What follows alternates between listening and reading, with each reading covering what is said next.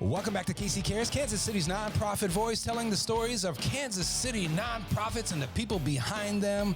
We are proudly produced by Charitable Communications and proudly sponsored by the Ewing Marion Kaufman Foundation. I am Bobby Keys. And I'm Ruth Baum-Biggest, and we're coming to you again from close but safe distances.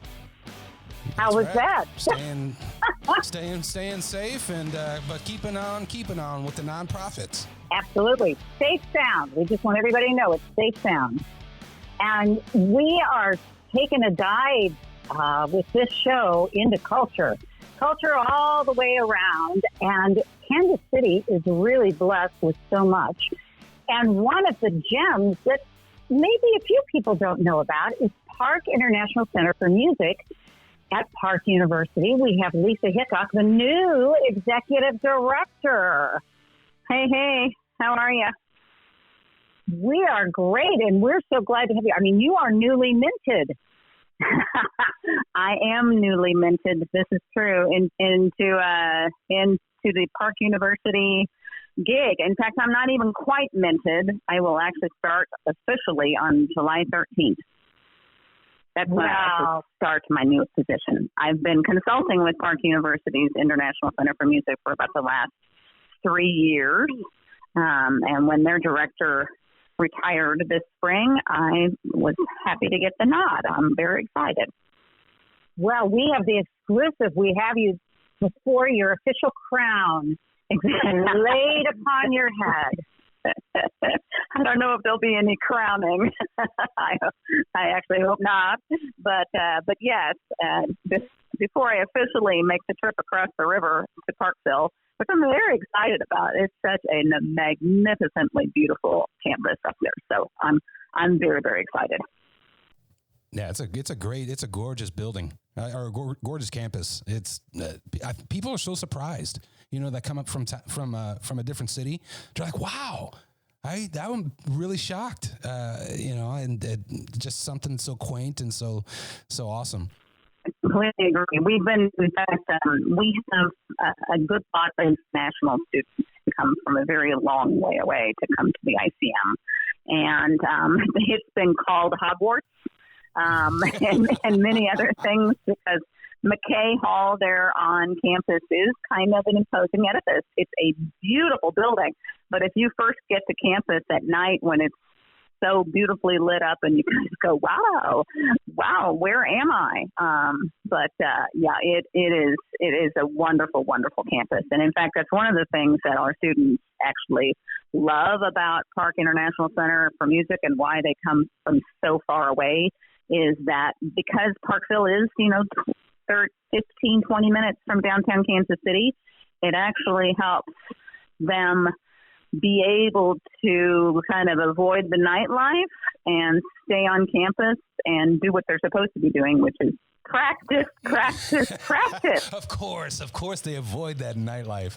Those college students. No, yeah, it's good that you have international students who, one, probably don't have driver's licenses and therefore can't get to downtown Kansas City. That is very true. And that way they're doing a lot of practice. Which the facilities there actually enable them very easily to do. So we're grateful for that. Tell us a little bit about the focus, the deeper dive into what the center is all about and who you work with. It's pretty incredible.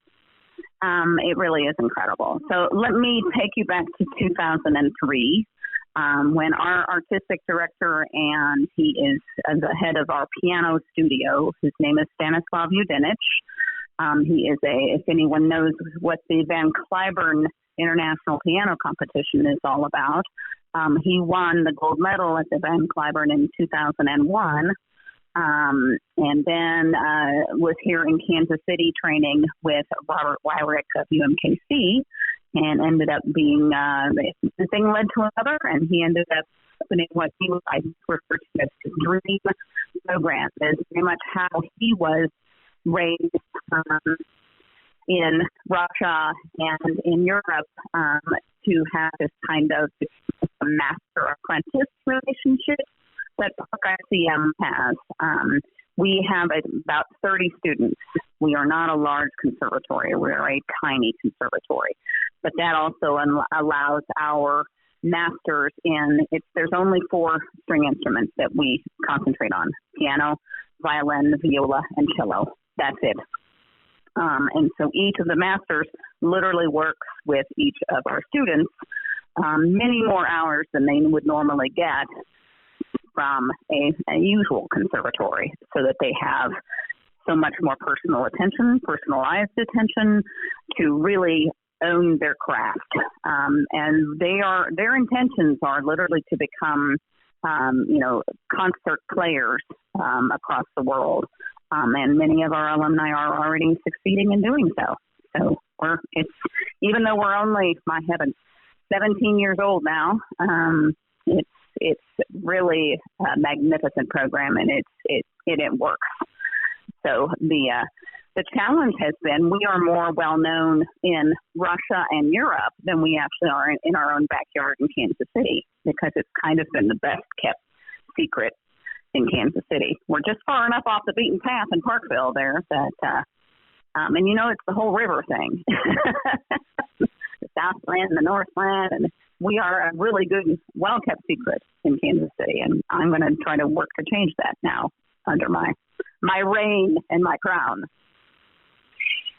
So where do your students, you say they come from outside of Kansas City primarily, Mm-hmm. so how do they find you, and what are they like? Give us kind of a snapshot.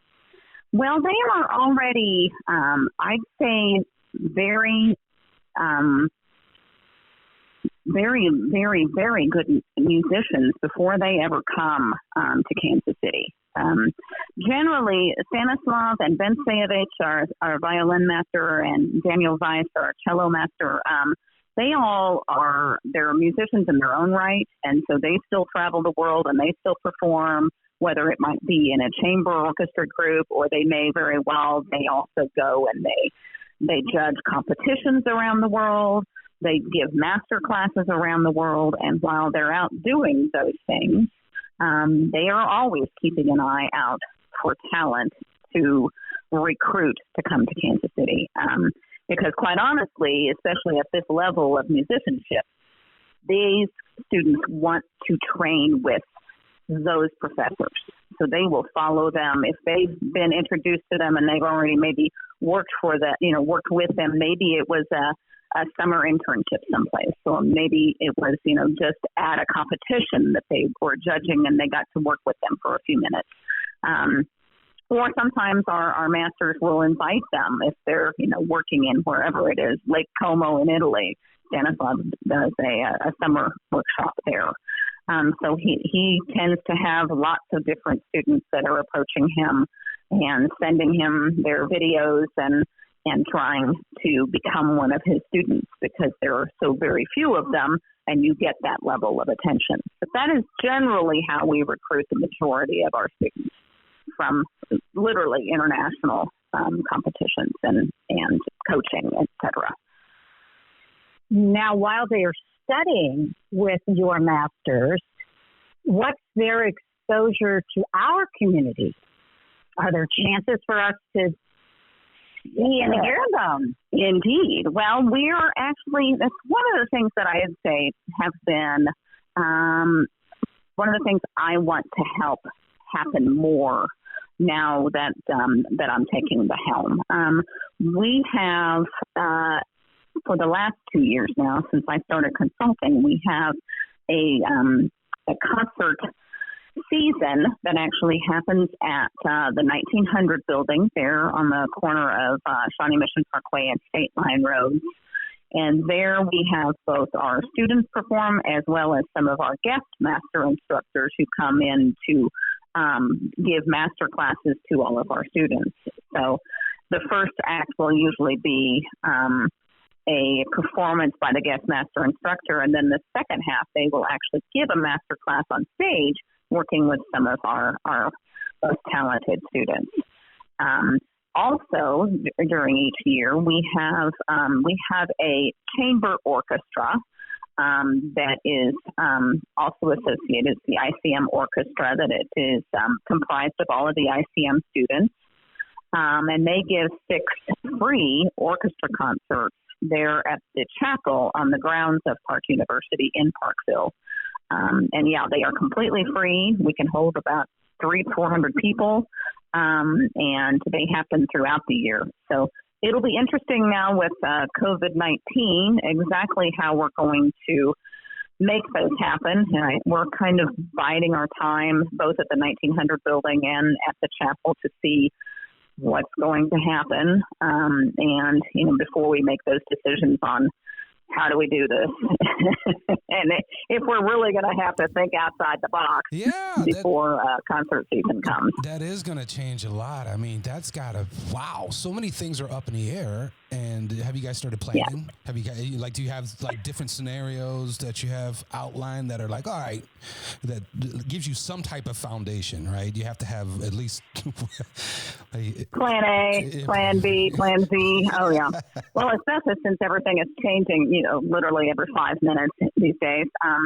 Our most immediate quandary is we have our gala that happens every year in September at the Kaufman Center.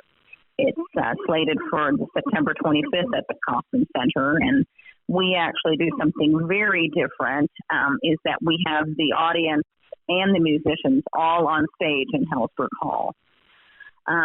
So it provides for, we literally call it's a salon because it's in the living room of Hellsberg Hall. We literally are all there together. You feel very intimate, and you're looking at the 1,600 seats of Hellsberg Hall instead of being in the 1,600 seats of Hellsberg Hall. The problem with that this year is, yes, we are definitely all on top of each other. Whoops. So we're already looking at what that's going to look like. What are the options of still bringing the music to the public? One of our major goals of that concert is actually to start making sure that Kansas Cityans know something about Park University's internationally acclaimed boutique music program.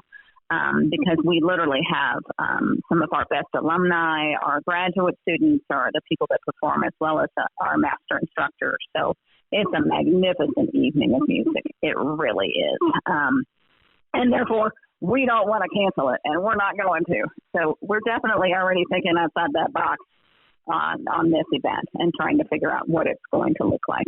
I can't tell you yet, but we're working on it. Maybe it's a masked ball. A masked performance. Everybody comes in their most musical looking mask. Well, there you go. That's not a bad idea, except for then our problem is we would have to space out our 300 people throughout the seats of Hellsberg Hall, which there are 1,600 seats, but then you get into the fact that everybody has to crawl over each other. Ah, you will do it. I am sure. You can't fly people into those seats. Interesting thought. Back to Hogwarts. But, yeah. What is your greatest challenge, aside from dealing with the COVID situation, as you take the helm of this gemstone in our music community? Well, I think the challenge is actually, like I mentioned, that we are better known in Russia than we are in Kansas City. And that is my greatest goal, is to change that. I want Park International Center for Music to flow off of people's lips as much as the Kansas City Symphony does, because quite honestly, we have soloists that are the caliber to be able to play with Kansas City Symphony, and have.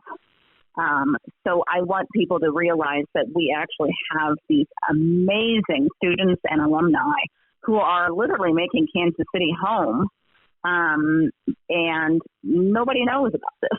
So many of them are still staying in the Midwest after because they've found out what a jewel Kansas City is. I mean, of course they have, and so that it's not expensive to live here. They still have access actually to, their master instructors, even long after they've graduated. They'll still help tweak them for a performance with whomever it is, whether it's in Carnegie Hall or at the Hollywood Bowl. So it's a great situation for them to still stay right here in the Midwest and start their lives right here, so that they may fly in and out of Kansas City to wherever they may be performing, but they make Kansas City home. So we're very excited about that, because after 17 years, we haven't had that many graduates. So to know that they are really helping to, boost our very arts-oriented town even more is wonderful. So that's my goal, make Kansas City aware of Park International Center for Music and cherish it and treasure it as much as those of us who get the absolute pleasure of being able to work with these musicians every day.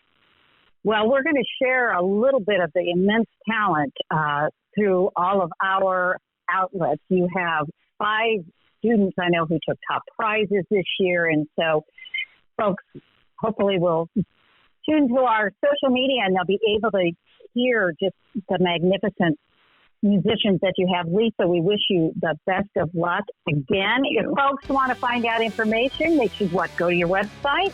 Absolutely. It's icm.park.edu.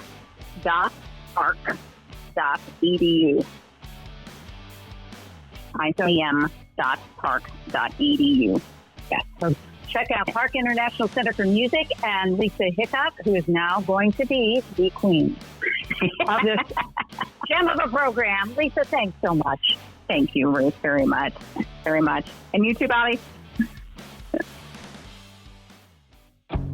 Inspired by Ewan Marion Kaufman, the Kaufman Foundation believes that every person, regardless of their background, should have the opportunity to learn, to take risks, and to own their success. Working together with our Kansas City community and beyond, we take on approaches that break down barriers, providing people with the necessary skills throughout life to make or take a job, and ultimately give back to their community. By listening to the communities we serve, tap into our learnings and relationships, and bring everyone together to build and support programs that improve education, boost entrepreneurship, and help Kansas City thrive. Learn more at Kaufman.org.